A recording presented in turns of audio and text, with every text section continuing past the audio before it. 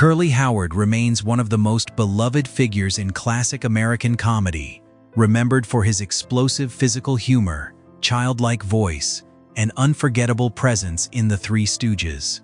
Born Jerome Lester Horwitz in Brooklyn in 1903, he rose from a modest working-class upbringing to become an iconic entertainer whose performances still circulate widely today.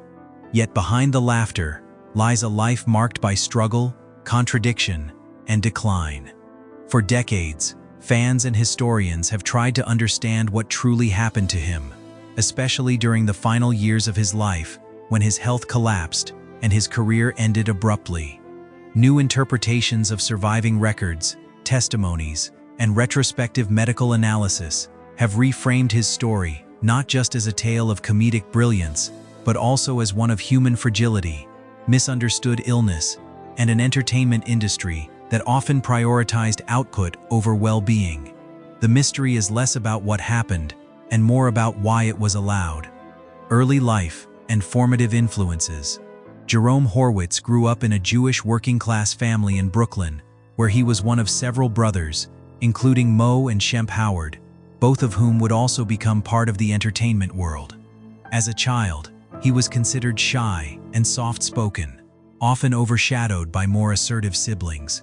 Despite this, he displayed an early knack for humor, particularly physical comedy and mimicry, which allowed him to connect with others in ways words sometimes did not. He did not pursue formal acting training, nor did he initially aim for a career in entertainment. Instead, he worked various jobs while occasionally performing in small local productions. These early experiences helped him develop timing, improvisation, and a natural sense of absurdity that later defined his comedic identity. His transformation from a quiet young man into a high-energy performer would become one of the defining contrasts of his career and personal identity. Path to the Three Stooges. Curly's entry into the Three Stooges came in the early 1930s, when the group was still evolving under vaudeville and early film comedian Ted Healy. He replaced his brother Shemp, who had left the act, and quickly distinguished himself despite having no formal performance background. At the time, Curly sported a full head of hair and a mustache, but he eventually adopted the clean-shaven look that became iconic after being encouraged by Mo Howard and Healy.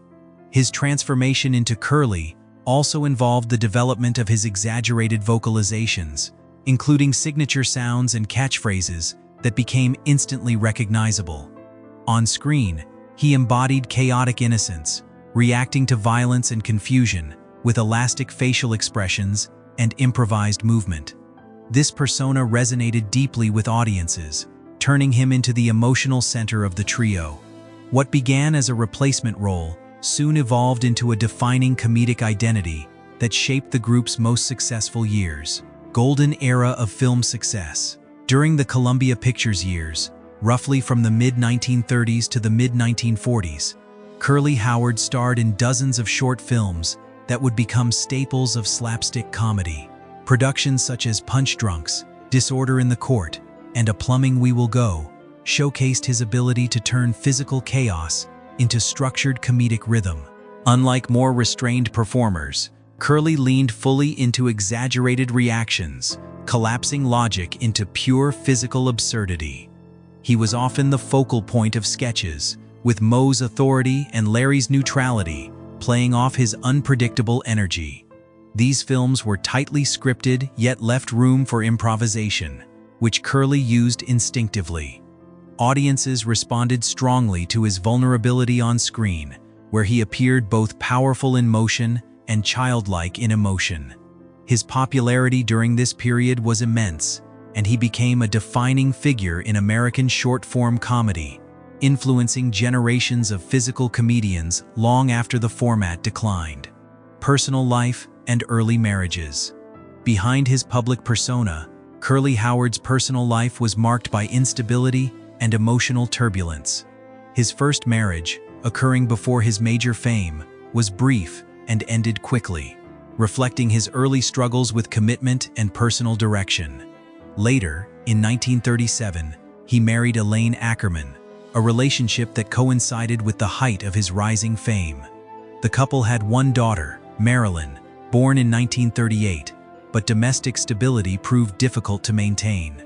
The pressures of constant filming, touring, and public attention created strain that the marriage could not withstand. They divorced in 1940, and although Curly remained connected to his daughter, the separation contributed to a growing sense of personal fragmentation. These relationships reveal a man who sought emotional grounding, but often found himself overwhelmed by circumstance, professional demands, and internal instability that he could neither fully understand nor control during that stage of his life. Declining health and early warning signs. As Curly Howard moved into the 1940s, noticeable changes in his physical condition began to emerge. He experienced weight fluctuations, fatigue, and increasing signs of hypertension, conditions that were poorly understood and inadequately addressed at the time. Unlike his energetic screen persona, he often struggled with exhaustion off camera, particularly after demanding shooting schedules. These symptoms were compounded by stress, irregular sleep patterns, and the physical demands of slapstick performance, which required repeated falls, hits, and exaggerated movements. While audiences saw effortless comedy, the reality involved significant strain on his body. Reports from colleagues suggested that he occasionally appeared confused or less responsive during later filming sessions. These early warning signs, in hindsight, suggest that his health was deteriorating long before his eventual stroke, though the medical understanding of such conditions was limited and often misattributed to lifestyle or overwork rather than underlying neurological or cardiovascular issues. Wartime tours and physical exhaustion. During World War II, film production for the Three Stooges was frequently interrupted, leading the group to participate in extensive live performances for military personnel. These tours involved constant travel, multiple daily shows, and unpredictable working conditions that placed immense physical strain on all performers, especially Curly. Unlike controlled film sets, live performances demanded repeated physical comedy without the benefit of retakes or recovery time. Curly, already showing signs of declining health, found these conditions increasingly difficult to endure. The physicality required by slapstick routines became more taxing, and exhaustion accumulated rapidly. While these appearances boosted morale among troops, they also contributed significantly to the deterioration of his physical condition. Behind the scenes, the contrast between the public expectation of constant humor and his private fatigue became increasingly stark, revealing a widening gap between the performer's image and his actual lived experience. Lifestyle pressures and financial behavior. Outside of performance, Curly Howard's lifestyle was marked by impulsive spending and attempts to cope with emotional stress through indulgence. Despite earning a substantial income, he often lacked financial discipline, spending freely on food, alcohol, gifts, and spontaneous purchases. His generosity extended to romantic partners and friends, but it frequently left him in unstable financial positions. Mo Howard, recognizing these patterns, took on an informal managerial role, helping Curly manage taxes and budgetary concerns. This intervention reflected both familial loyalty and concern for long-term stability. However, Curly's habits were not solely financial in nature. They were tied to broader emotional struggles and the pressures of fame.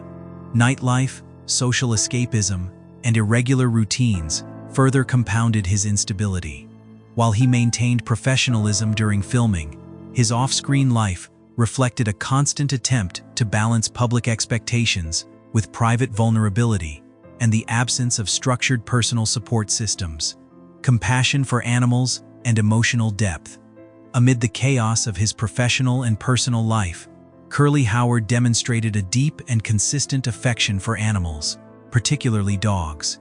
This aspect of his personality revealed a gentler, more stable emotional core that contrasted sharply with his public image. He was known to care for stray animals encountered during travel, often feeding them, adopting them, or temporarily bringing them along during tours. These acts of compassion were not performative but instinctive, reflecting a need for connection and loyalty that he sometimes struggled to find in human relationships. At home, dogs provided him with companionship and emotional grounding during periods of instability. Colleagues often noted how his demeanor softened around animals, suggesting that these relationships offered him a rare sense of consistency and trust.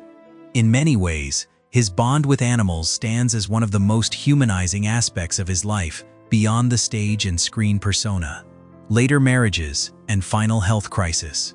In the mid-1940s, Curly Howard entered into another brief marriage that quickly deteriorated under pressure and personal incompatibility.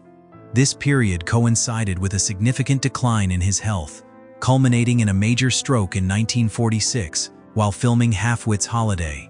This event effectively ended his full-time career with the Three Stooges and marked a turning point in his life. Subsequent attempts at recovery were limited, and additional medical episodes further weakened him physically and cognitively.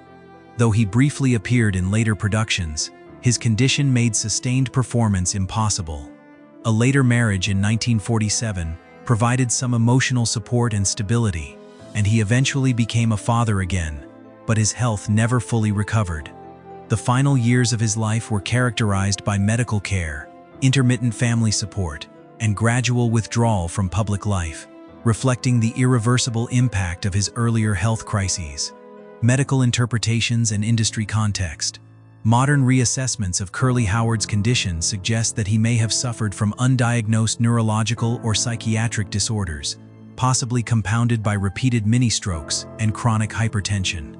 At the time, medical understanding of such conditions was limited, and symptoms were often misattributed to stress or personal habits. Retrospective analysis has also highlighted the lack of institutional support from the studio system, which continued to prioritize production schedules over performer health. Internal practices within the industry rarely accommodated long-term illness, particularly for performers in physically demanding roles. Mo Howard's attempts to support his brother provided some stability, but systemic pressures remained overwhelming. This broader context reframes Curly's decline not solely as an individual tragedy, but as part of a larger pattern of neglect within early Hollywood's production culture, where human cost was often secondary to output and profitability. Legacy and reinterpretation of a comedy icon, Curly Howard died in 1952 at the age of 48, leaving behind a legacy that continues to influence comedy worldwide. While his performances remain sources of joy and laughter, modern understanding adds emotional complexity to his story. He was not only a comedic performer but also a man navigating physical illness, emotional instability, and professional demands in an era lacking adequate support systems. The so-called mystery of his decline is less a hidden secret than a convergence of health, environment, and industry neglect. Today, his work is appreciated not only for its humor, but also for the human story behind it.